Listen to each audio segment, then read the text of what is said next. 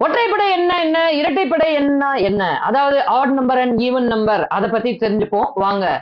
ஒற்றைப்படை எண் அப்படின்னு வச்சுக்கோங்களேன், ஒரு நம்பர் கொடுக்குறாங்கன்னா அதை ரெண்டு ரெண்டு ரெண்டா பிரிச்சுட்டே வந்தீங்கன்னா மீதம் ஒண்ணு வரும்.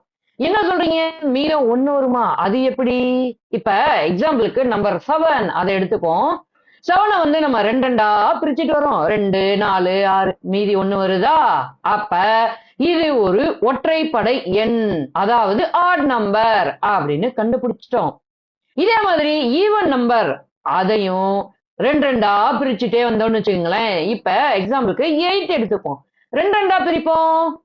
2 4 6 8 எதுவுமே மிச்சம் வரல அப்படின்னா அது ஈவன் நம்பர்.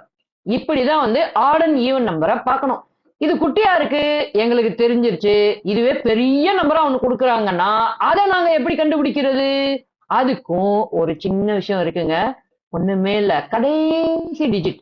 அதாவது இப்ப 246 அப்படின்னு கொடுக்குறாங்கன்னு வச்சுக்கோங்களேன். 246ல கடைசி டிஜிட் என்ன? 6. இப்ப 6 நீங்க பாத்தீங்கன்னாலே உங்களுக்கு அது ஆட் நம்பரா ஈவன் நம்பரா அப்படிங்கிற அந்த விவரம் தெரிஞ்சிடும் இல்லைங்களா? இப்படிதாங்க ஆட் அண்ட் ஈவன் நம்பரை வந்து நம்ம கண்டுபிடிக்கணும்.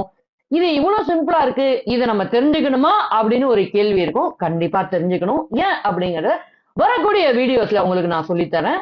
இதே மாதிரி நிறைய வீடியோஸ் உங்களுக்கு வரணும்னா நம்ம சேனலான பிரசாத் அருண் அதை சப்ஸ்கிரைப் பண்ணிக்கங்க. உங்களோட ஃப்ரெண்ட்ஸ் அண்ட் ஃபேமிலிக்கு ஷேர் பண்ணுங்க. கருத்துகள், டவுட்ஸ் அதை கமெண்ட்ல லீவ் பண்ணிருங்க. நம்ம வீடியோஸ் எல்லாத்துக்கும் லைக் கொடுங்க. நல்லா படிங்க, நல்லதையே படிங்க. இன்னொரு வீடியோல பார்ப்பாங்க. பாய்.